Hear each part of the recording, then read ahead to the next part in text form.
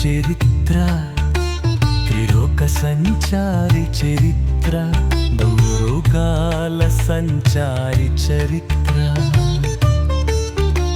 బిందామారారు కన్ని చరిత్రడా.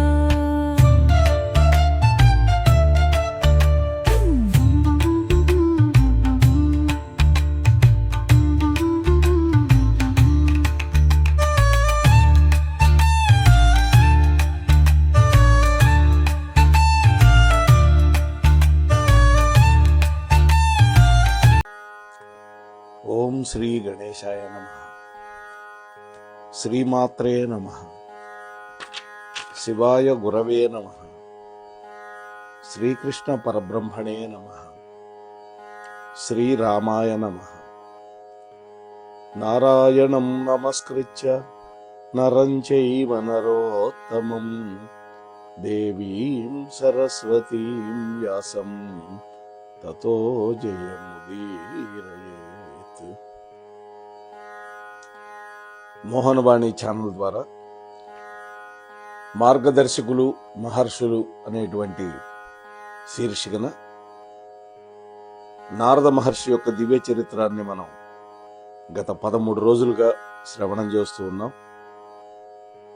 ఆ విధంగా వింటూ ఉన్నటువంటి భక్తామ తల్లులకు తండ్రులకు ముందుగా నా యొక్క సాధువాదాలు చెల్లించుకుంటున్నాను. నిన్న మనం 13వ ఎపిసోడ్లో నారదుడు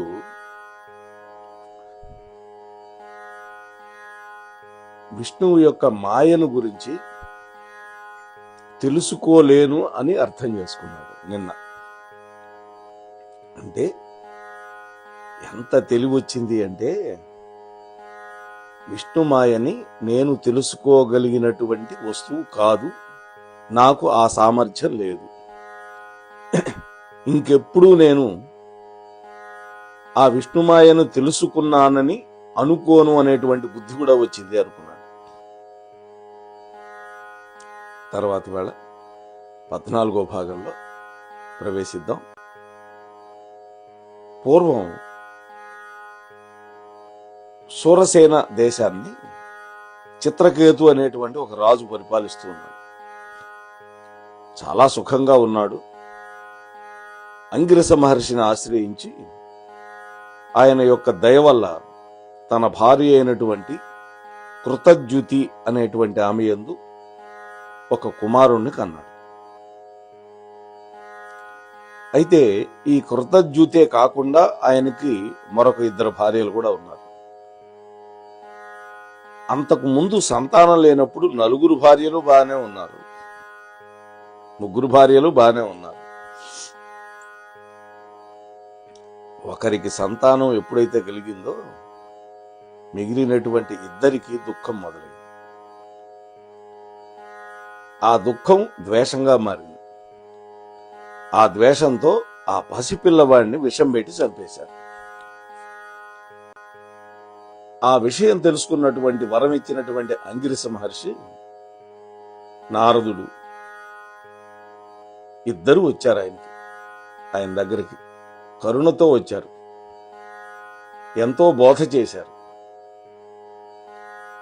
వాళ్ళిద్దరూ అన్నారు, ఓ రాజా, పుత్రులు లేనప్పుడు కోరికే ఉంది, నీకు దుఃఖం లేదు.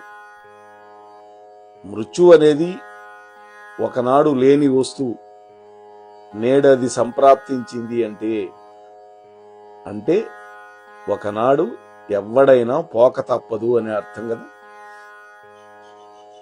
శరీరమే లేని కాలం ఒకటి ఉంటుంది. పూర్వజన్మకి ఈ జన్మకి మధ్య ఉన్నటువంటి కాలమే అది. కొడుకుగా ఉండగా నీవు పోయినా నీ కొడుకు దుఃఖపడాల్సింది, అది సహజమైంది, నేనేం కాదంటలేదు అంటూ జ్ఞానబోధ చేశారు. అంటే అసత్తు అనేది ఎప్పుడూ అసత్తే, సత్ అనేది ఎప్పుడూ సత్తే అనేటువంటి ఒక సత్యాన్ని బోధించారు. ఆ మాటల వల్ల ఆయనకి జ్ఞానోపదేశం చేసి ఆ దుఃఖాన్ని పోగొట్టి తత్వబోధ చేసి ఇక తపస్సు చేసుకునేటువంటి గొప్ప మార్గాన్ని చూపించి ఉద్ధరించారు. ఈ కథ భాగవతం 6వ స్కంధంలో ఉంది. ఆ తర్వాత ద్వాపర యుగంలోకి వెళితే నారద మహర్షి ఒకసారి ధర్మరాజు దగ్గరికి వచ్చాడు. ఇంద్రప్రస్థానికి వచ్చాడు.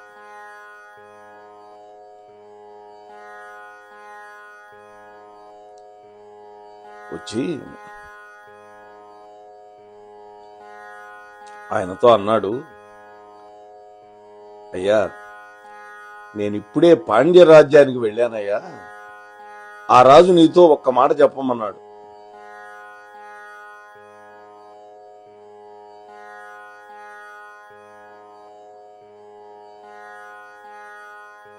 అయితే పాండ్యరాజు కాదు, పాండురాజు. పాండురాజు ఎక్కడున్నాడు? స్వర్గంలో ఉన్నాడు, ఇంద్రలోకంలో ఉన్నాడు.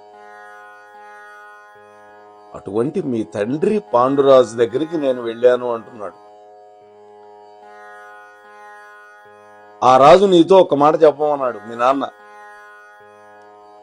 భూలోకంలో నా పుత్రుడు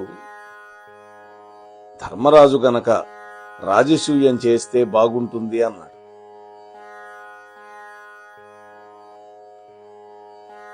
మరి నువ్వు రాజసూయం చేయవచ్చు కదా? ఎందుకు చెప్పాడు ఈ మాట? ఒకటే విషయం భారతం చెప్పింది సభాపర్వంలో. హరిశ్చంద్రుడు ఇంద్రుడి యొక్క అర్థసింహాసనం మీద కూర్చొని ఉన్నట్ట. అది చూశాడు పాండురాజు. ఏమిటి ఇంత శక్తి ఎలా వచ్చింది ఈయనకేని అంటే, హరిశ్చంద్రుడు చేసినటువంటి రాజసూయ యాగం వల్ల ఆయనకి ఈ అదృష్టం పట్టింది అని చెప్పారు అక్కడ ఋషులు. ఆయన మనస్సులో కూడా పడింది, నా కొడుకు కూడా, నాకు 5 కొడుకులు, వాళ్ళంతా శక్తివంతులు, వాళ్ళు కూడా రాజసూయం చేస్తే నాకు కూడా ఇటువంటి అదృష్టం పడుతుంది కదా అనుకున్నాడు. అందుకని నారద మహర్షి చేత కబురు పెట్టాడు. సరేనన్నాడు ధర్మరాజు. నారదుడి యొక్క మాట తీసుకొని రాజసూయ యాగాన్ని సంకల్పించాడు. ముందుగా కృష్ణుడి దగ్గరికి కబురు పెట్టాడు. అర్జునుడినే పంపించాడు, ఆయన ఆహ్వానించి తీసుకురమ్మని. శ్రీకృష్ణ పరమాత్మ అంగీకరించి వచ్చాడు. ఆ రాజసూయ యాగంలో జరగటానికి ముందు 4 దిక్కులకు వెళ్లి 4 అన్నదమ్ములు 4 దిక్కుల్లో ఉన్న వాళ్ళన్నటువంటి జయించి వాళ్ళ దగ్గర కప్పాలు పట్టుకొచ్చారు. ఆ సమయంలోనే భీముడు జరాసంధుణ్ణి కూడా వధించాడు. కృష్ణుడు, భీముడు, అర్జునుడు ఈ 3 వెళ్ళారు. అయితే ఈ రాజసూయ యాగంలో అగ్రపూజ సందర్భంలో శ్రీకృష్ణుణ్ణి ఆ అగ్రపూజ తీసుకోవడానికి తగడు అని చెప్పి కృష్ణ పరమాత్మకి పిన్ని కొడుకే సాత్వతి అనేటి ఆమె కొడుకు శిశుపాలుడు అనేక నిందావాక్యాలు పలికాడు. 100 తప్పులు కాస్తానని వరం ఇచ్చాడు వాళ్ళ పిన్నికి. పిన్ని కాదు, అత్త, క్షమించాలి, కుంతీదేవికి సోదరి. కుంతీదేవి అత్త, ఆమె కూడా అత్తే, సాత్వతి, మేనత్త, వసుదేవుడికి చెల్లెలు. ఆ 100 తప్పులు పూర్తయినాయి. శ్రీకృష్ణుడు చక్రాయుధంతో శిశుపాలుడిని వధించాడు. అప్పుడు ఒక అద్భుతం జరిగింది. ఆ శిశుపాలుడి యొక్క శరీరంలో నుండి ఒక దివ్య తేజస్సు బయటకు వచ్చి శ్రీకృష్ణ పరమాత్మలో ప్రవేశించింది. అప్పుడు ధర్మరాజు నారద మహర్షిని అడిగాడు, మహర్షి, వీడు ఇంత దుర్మార్గుడే, మా పిన్ని కొడుకు, ఇన్ని మాటలు అన్నాడు కృష్ణుణ్ణి, కాని వీడి యొక్క దివ్య జ్యోతి కృష్ణుడిలో ప్రవేశించిందేంటి? నాకు ఆశ్చర్యంగా ఉంది. వీడు నరకానికి పోతాడు అనుకున్నాను నేను. ఈ విషయంలో నా అనుమానాలను మీరు పటాపంచలు చేయాలి అన్నాడు. అప్పుడు నారదుడు చెప్పాడు, అది అంతే నాయన, అది ఒక శాసనం, అట్లాగే జరుగుతుంది. ఎందుకంటే క్రోధంతో గాని, స్నేహంతో గాని, భయంతో గాని, కోరికతో గాని, బంధుత్వంతో గాని, విరోధంతో గాని ఎన్ని లక్షణాలు చెప్పాడు చూడు. వీటిల్లో ఏ ఒక్క గుణంతోనైనా ఏకాగ్రంగా ఆ హరిని గనక ధ్యానం చేస్తే అటువంటి వాడు ఆయనలోనే కలిసిపోతాడు. ఇదేనయ్యా రహస్యం అన్నాడు. కాసేపు భక్తి, కాసేపు రక్తి, ఈ రెండు భావాల మధ్య కొట్టుమిట్లాడేవాడు ఉంటాడే, వాడు ఏనాడు భగవంతుడి దగ్గరికి వెళ్ళలేడు అని. ఇది ఆ సందర్భంలోనే కామోత్కంఠత గోపికల్ అనేటువంటి పద్యం కూడా వచ్చింది. తమలో కామం ఉత్పన్నం కావటం వల్ల గోపికలు ఆ పరమాత్మలో లీనమైపోయారు. భయంతో కంసుడు ఆయనలో కలిసిపోయాడు. విరోధంతో శిశుపాలుడు ఆయనలో కలిసిపోయాడు. కృష్ణ పరమాత్మతో సంబంధం ఉండటం వల్ల, బంధుత్వం ఉండటం వల్ల, ప్రేమతోటి మీ సోదరులందరూ కూడా ఆయనలో కలిసిపోతారు భవిష్యత్తులో. భక్తి అనేటువంటి శక్తి వల్ల, యుక్తి వల్ల మేము కూడా విష్ణువులోకే వెళ్ళిపోతాం ఒకానొక కాలంలో అని చెప్పి ఆ సందర్భంలో ప్రహ్లాద చరిత్ర, త్రిపురాసుర వృత్తాంతం, సనక సనందనాదుల చేత శాపగ్రస్తులైనటువంటి జయ విజయులు, మొదటి జన్మలో హిరణ్యాక్ష హిరణ్యకశిపులుగా జన్మించినటువంటి వృత్తాంతం అన్ని కూడా ధర్మరాజుకు బోధించాడు నారదుల వారు. ఆ తరువాత వర్ణాశ్రమ ధర్మాలన్నీ కూడా ధర్మరాజుకు చెప్పాడు. అలాగే 4 వర్ణాలకి ఉన్నటువంటి సామాన్య ధర్మాలు కూడా కొన్ని చెప్పాడు. సత్యం, దయ, ఉపవాసం, తపస్సు, ఇవి సామాన్య ధర్మాలు. అన్ని వర్ణాలకి ఉన్నవే ఇవి. ఉపవాసం అంటే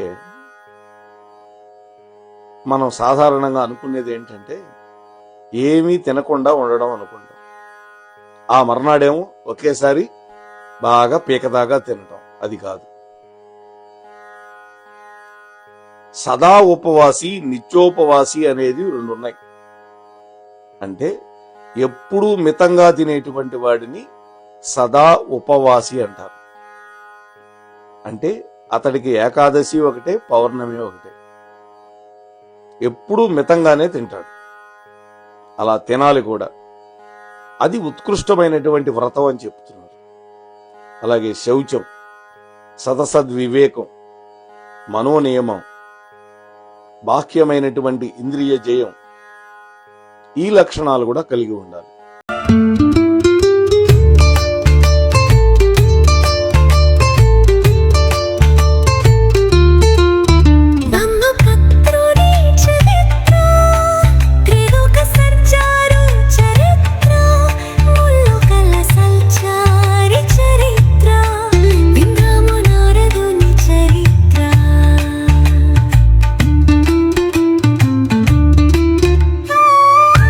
మోహనవాణి పోడ్కాస్ట్ వింటున్న శ్రోతలందరికీ హృదయపూర్వక ధన్యవాదాలు.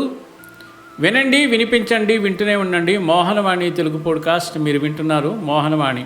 ఇంతవరకు మన ఛానల్కి ఎవరైనా సబ్స్క్రైబ్ చేసుకోకపోతే ఇప్పుడే ఈ క్షణమే సబ్స్క్రైబ్ చేసుకుని ఆ పక్క నుండి బెల్ బటన్ మ్రోగించి మమ్మల్ని ప్రోత్సహిస్తారని మనస్ఫూర్తిగా కోరుకుంటూ